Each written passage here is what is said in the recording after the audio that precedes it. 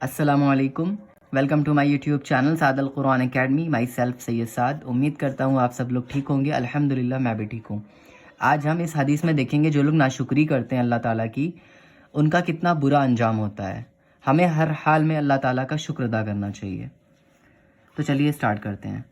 رسول اللہ صلی اللہ علیہ وسلم نے ایک مرتبہ فرمایا کہ بنی اسرائیل میں 3 آدمی تھے، ایک کوڑی، دوسرا گنجا، تیسرا اندھا. خداوند تعالیٰ نے ان کو آزمانا چاہا اور ان کے پاس ایک فرشتہ بھیجا.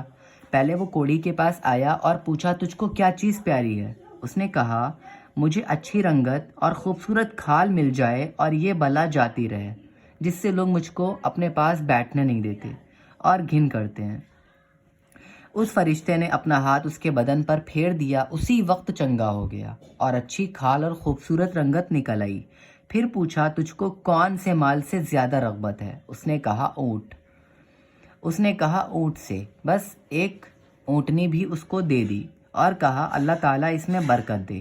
پھر گنجے کے پاس آیا اور پوچھا، تجھ کو کون سی چیز پیاری ہے؟ کہا، میرے بال اچھے نکل آئیں اور یہ بلا مجھ سے جاتی رہے کہ لوگ جس سے گھن کرتے ہیں. فرشتے نے اپنا ہاتھ اس کے سر پر پھیر دیا، فوراً اچھا ہو گیا، اچھے بال نکل آئے. پھر پوچھا، تجھ کو کون سا مال پسند ہے؟ اس نے کہا، گائے. بس اس کو ایک گائے دے دی اور کہا، اللہ تعالیٰ اس میں برکت بخشے. پھر اندھے کے پاس آیا اور پوچھا، تجھ کو کیا چیز چاہیے؟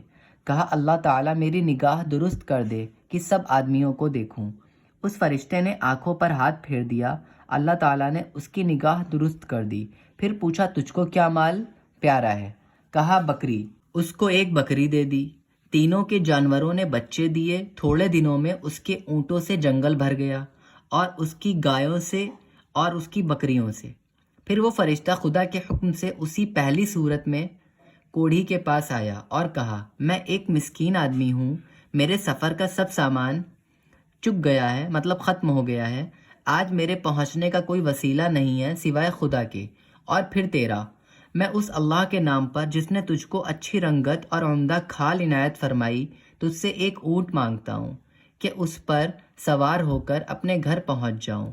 وہ بولا، یہاں سے چل دور ہو، مجھے اور بہت سے حقوق ادا کرنے ہیں، تیرے دینے کی اس میں گنجائش نہیں. فرشتے نے کہا، شاید تجھ کو تو میں پہچانتا ہوں. کیا تو کوڑھی نہیں تھا کہ لوگ تجھ سے گھن کرتے تھے؟ اور کیا تو مفلس نہ تھا؟ پھر تجھ کو خدا نے اس قدر مال عنایت فرمایا. اس نے کہا، واہ کیا خوب، یہ مال تو میری کئی پشتوں سے باپ دادا کے وقت سے چلا آتا ہے. فرشتہ نے کہا، اگر تو جھوٹا ہے تو خدا تجھ کو ویسا ہی کر دے جیسا پہلے تھا. پھر گنجے کے پاس اسی پہلی صورت میں آیا اور اسی طرح اس سے بھی سوال کیا اور اس نے بھی ویسا ہی جواب دیا. فرشتے نے کہا، اگر تو جھوٹا ہو تو خدا تجھ کو ویسا ہی کر دے جیسا پہلے تھا. پھر اندھے کے پاس اسی پہلی صورت میں آیا اور کہا، میں مسافر ہوں، بے سامان ہو گیا ہوں. آج بجز خدا کے اور پھر تیرے کوئی میرا وسیلہ نہیں ہے. میں اس کے نام پر جس نے دوبارہ تجھ کو نگاہ بخشی تجھ سے ایک بکری مانگتا ہوں کہ اس سے اپنی کارروائی کر کے سفر پورا کروں. اس نے کہا، بے شک میں اندھا تھا، خداوند تعالیٰ نے محض اپنی رحمت سے مجھ کو نگاہ بخشی. جتنا تیرا جی چاہے لے جا اور جتنا چاہے چھوڑ جا. خدا کی قسم، کسی چیز سے میں تجھ کو منع نہیں کرتا. فرشتے نے کہا کہ تو اپنا مال اپنے پاس رکھ، مجھ کو کچھ نہیں چاہیے، فقط تم تینوں کی آزمائش منظور تھی سو ہو چکی. خدا تجھ سے راضی ہو اور ان دونوں سے ناراض.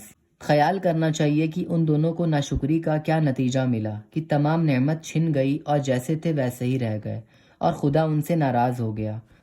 دنیا اور آخرت دونوں میں نامراد ہیں. اور اس شخص کو شکر کی وجہ سے کیا عوض ملا کہ نعمت بحال رہی اور خدا اس سے خوش ہوا اور وہ دنیا اور آخرت دونوں میں شاد و بامراد ہوا. دوستو فی الحال ویڈیو میں اتنا ہی. اگر آپ کو ویڈیو پسند آیا ہو، یہ حدیث اچھی لگی ہو تو دوسروں تک شیئر کریے، چینل کو سبسکرائب کریے، اور اگر آپ حافظ قرآن بننا چاہتے ہیں تو ہم مجھ سے کانٹیکٹ کر سکتے ہیں. Thank you so much for watching. جزاک اللہ خیر.